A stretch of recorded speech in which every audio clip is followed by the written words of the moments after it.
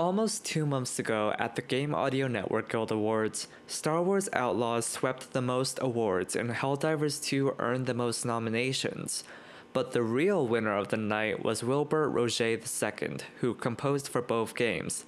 Developed by Massive Entertainment and published by Ubisoft in 2024, Star Wars Outlaws earned wins across all 5 music-related categories thanks to the hard work of Roget and his fellow composers Jon Everist and Kazuma Jinnouchi, and for good reason. Besides being dynamic to different gameplay moments, the music is also used as a world-building tool to create in-universe cultures. So, how did the composers pull that off?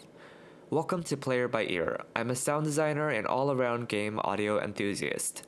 Let's dive right into the music of Star Wars Outlaws.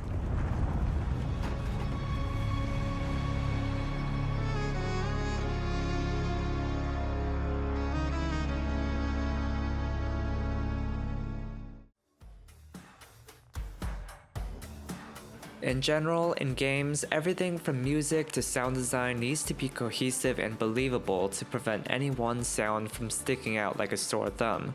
Sound designers and composers create this believability by incorporating elements from the game world's settings, such as time, place, culture, demographics, mood, history, and level of technology. And these all work together to create an experience that is much more immersive to you. In Star Wars Outlaws, there are multiple planets with distinct cultures and societies, and to make each planet sound distinct, the composers defined a musical culture for each planet. A tactic that Roget ended up doing was using unique instruments to create a different sonic identity for each planet. Although the planets are fictional, in an interview with Ubisoft, Roget said that he wanted to take inspiration from real-life music cultures, which led him to bring on Everist and Jinnouchi. For example, for the Japanese-inspired Ashiga clan from the planet of Kijimi, Jinnouchi used traditional Japanese instruments such as the shinobue and shakuhachi.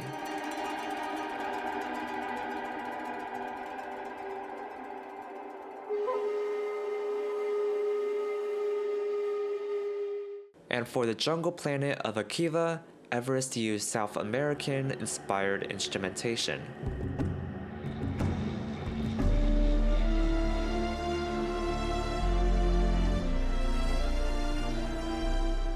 These all work together to make each musical culture cohesive within itself and distinct from one another.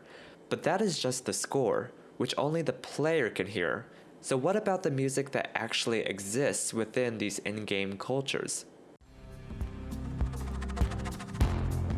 There is one person who I've neglected to mention thus far, Cody Matthew Johnson, the producer and composer of the game's diegetic music, which is music that exists in the world that characters in the world can hear, because musical culture is not defined solely by the instruments a culture uses, it's also about performance.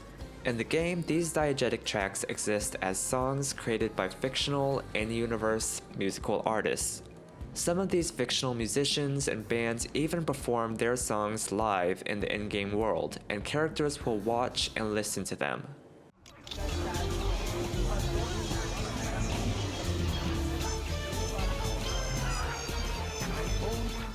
When I learned about musical culture in college, I learned that part of culture is about shared experience.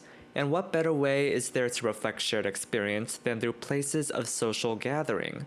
A lot of these diegetic tracks play in cantinas on each planet, places where people gather to drink, gamble, and talk. Despite there being multiple enrolled musicians and bands with different styles from the same planet, all their songs have a sort of shared language. For example, the various songs available on the planet of Akiva all share common elements such as South American-inspired brass and percussion instruments.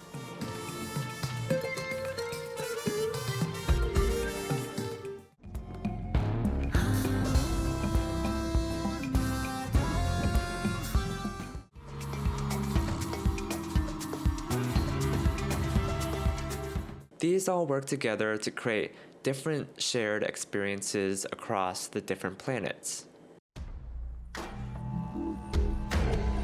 Through the combination of the non-diegetic score and diegetic songs, the composers of Star Wars Outlaws built various cohesive musical cultures that all work together to make the in-game universe sound and feel more believable. By making the world feel believable, the music, combined with all the other elements in the game, creates a more immersive experience that pulls the player into the universe of Star Wars. That's all for this video. This was Player by Ear. Join me next week when I'll be taking a look at another game nominated for the Game Audio Network Guild Awards.